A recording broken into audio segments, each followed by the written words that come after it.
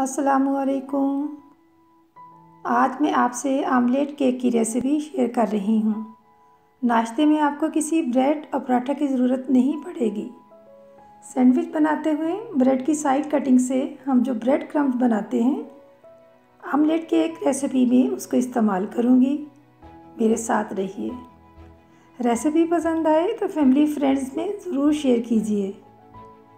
Subscribe करने के साथ बेल आइकन को भी क्लिक करें ताकि मेरी हर आने वाली वीडियो का नोटिफिकेशन आपको मिलता रहे।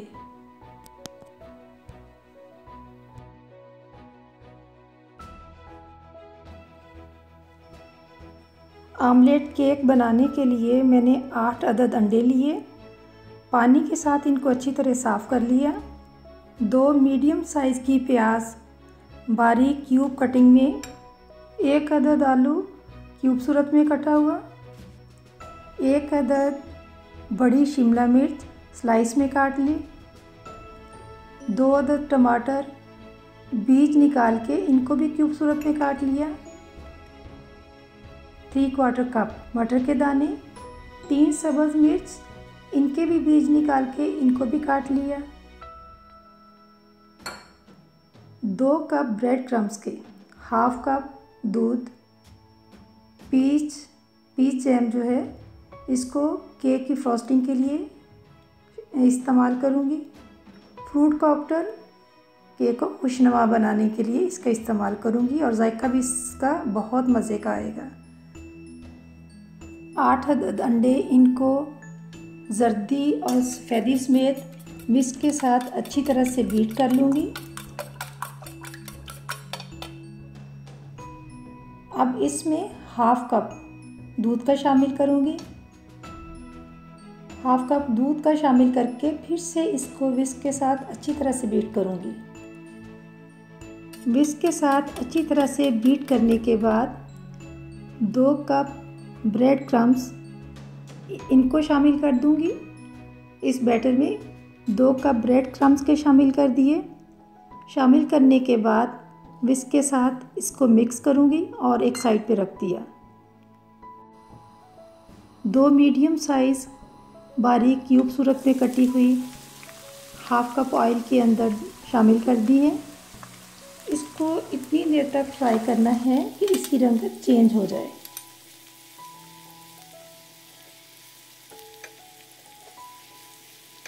फिर इसमें 1 अदद आलू, इसको भी क्यूब सूरत में कटा हुआ शामिल कर दिया। इसको भी इतनी देर फ्राई करेंगे इसका भी कच्चापन ख़त्म हो जाए। अब इसमें 3/4 कप नरम दाने मटर के वो इसमें शामिल कर दिए। इनको बहुत ज़्यादा फ्राई नहीं करेंगे क्योंकि ये नरम दाने हैं। अब इसमें 1/2 टीस्पून हल्दी का शामिल कर दिया। हल्दी का इसलिए मैंने ज़्यादा इस्तेमाल किया है कि बजाय इसके कि हम केक में उसको खुशनुमा बनाने के लिए किसी रंग का इस्तेमाल करें, किसी फूड कलर का इस्तेमाल करें, क्योंकि ये आमलेट केक है तो इसलिए मैंने हल्दी जो है वो डबल कर दी है। बजाय इसमें 1/4 टीस्पून डालने के 1/2 टीस्पून का मैंने इसमें हल्दी का इस्तेमाल किया है।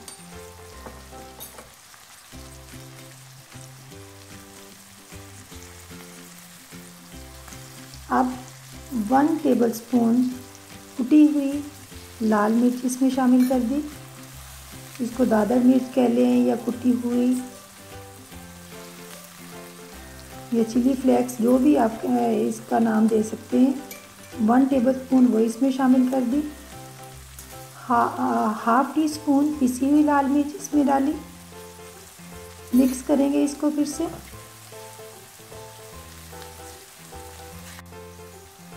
वन टीस्पून ज़ीरा और खुश्क धनिया का पाउडर, ये दोनों मिक्स हैं, 1 टी वो इसमें शामिल कर दिया। 1 अदद बड़ी शिमला मिर्च, इसको स्लाइस में काटा था ताकि बाकी सब्ज़ियों की कटिंग के साथ इसकी कटिंग जो है वो बाकी सब्ज़ियों से डिफरेंट होनी चाहिए ताकि हमारे केक के अंदर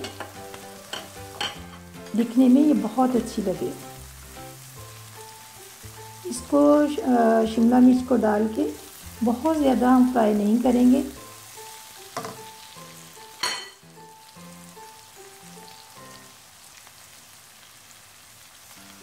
वन टीस्पून इसमें काली मिर्च का इस्तेमाल किया है।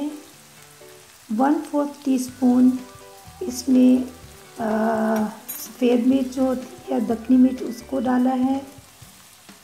2 टमाटर बीज निकले हुए इनको भी क्यूब सूरत में काटा था, वो इसमें शामिल कर दिए।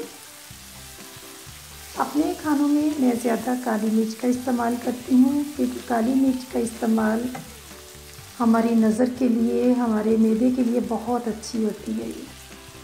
फिर इसमें 1.5 टेबलस्पून मक्खन मैंने डाल दिया।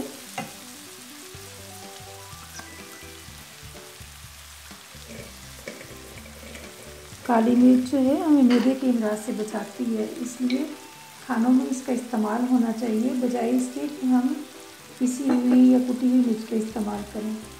1 टीस्पून भरकर नमक इसमें शामिल किया। इन तमाम को इस तरह से मिक्स करते हुए जैसे ही मक्खन हमारा पिघल जाता है, तो फिर इसमें जो बैटर हमने बनाया था अंडों के अंदर ब्रेड क्रम्स डाल के एक साइड पे रखा था, वो इसमें शामिल कर देंगे।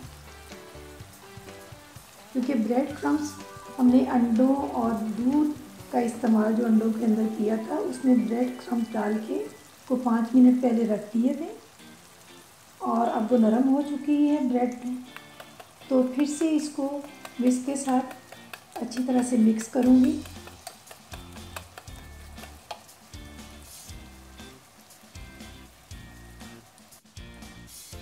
और सब्ज़ मिर्च सबसे आखिर में सब्ज़ मिर्च शामिल करूँगी।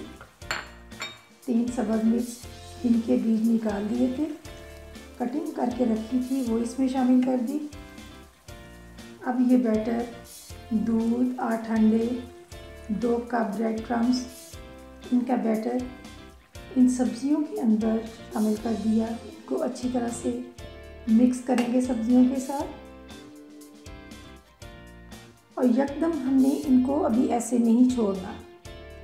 कुछ देर के लिए स्पैचुला की मदद से या लकड़ी का जो स्पून होता है उसकी मदद से इसको इस तरह से एक से दूसरी साइड हिलाते जाएंगे, ताकि जो अंडे हैं, ब्रेड क्रम्स हैं, अच्छी तरह से पक जाएं। फिर इनको सेट करेंगे। कोई 25-30 सेकंड जो है इसी तरह से हम स्पैचुला या लकड़ी के स्पून से इनको इधर से उधर करते जाएंगे।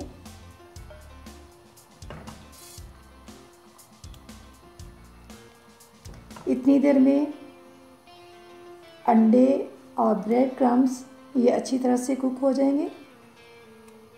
अब अच्छी तरह से इसकी साइडें स्पैचुला की मदद से बिल्कुल एक गोल शेप इसको देंगे, और ऊपर से भी प्लेन कर देंगे।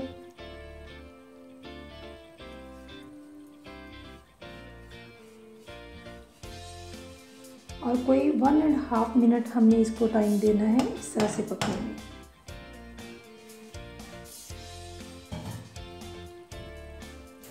डेढ़ मिनट होने को है, और अब इसके ऊपर प्लेट रखकर हम इसको पलटेंगे, ताकि इसकी निचली साइड जो है वो ऊपर आ जाए और ऊपर वाली साइड जो है वो नीचे हो जाए, और वो भी अच्छी तरह से कुक हो जाए।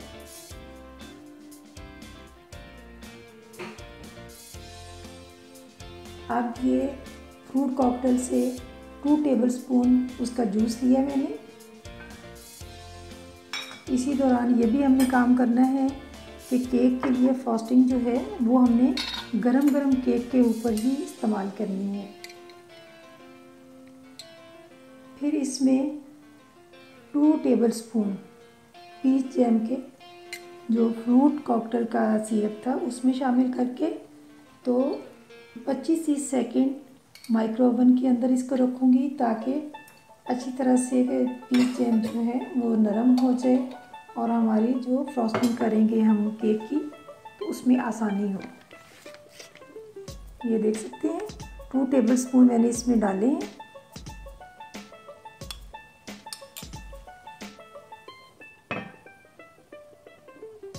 और अब ये दूसरा तवा फ्राई पैन जो है इसको इसके ऊपर रखा और पलट दिया। अब इसकी निचली साइड जो है वो ऊपर आ चुकी है और ऊपर वाली साइड तवा फ्राई पैन के ऊपर है, यानी ऊपर की साइड नीचे और नीचे की साइड ऊपर आ चुकी है। अब निचली साइड भी जो है वो अच्छी तरह से हो जाए, कुक हो जाएगी।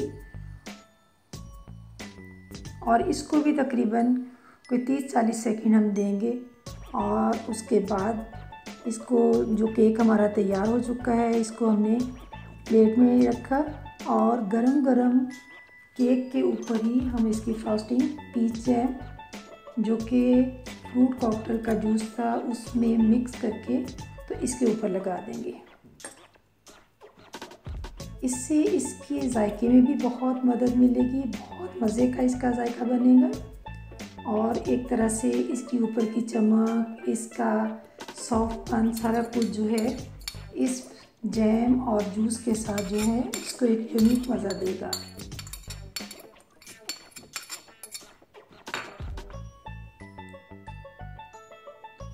और फिर इसको फ्रूट कॉकटेल के साथ इसको डेकोर कर दूंगी। फ्रूट कॉकटेल से डेकोर करने के बाद हमारा मज़े का यमी केक आपके सामने है, कुछ मीठा और नमकीन। ऐसी रेसिपीज़ आपको सिर्फ दिया से दिए जलाने के चैनल पे मिलती रहेंगी। रेसिपी अच्छी लगी तो फीडबैक ज़रूर दीजिएगा। अल्लाह ताला आप सबको खुश रखे। आमीन सुम्मा आमीन।